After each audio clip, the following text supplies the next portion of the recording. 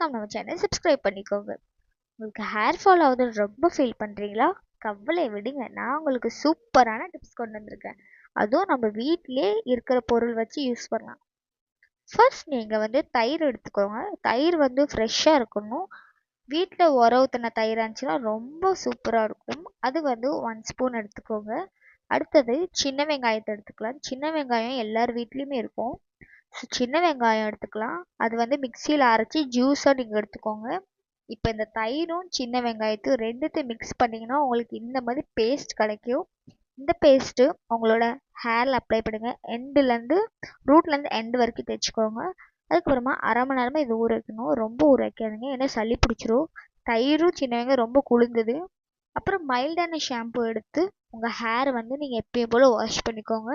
Wash பண்ணி பார்த்ததுக்கப்புறம் உங்கள் முடி வந்து ரொம்ப சூப்பராக ஸ்மூத் அண்ட் ஷைனாக இருக்கும். இந்த வீடியோ உங்களுக்கு பிடிச்சிருந்துச்சுன்னா லைக் பண்ணிக்கோங்க. பாய்.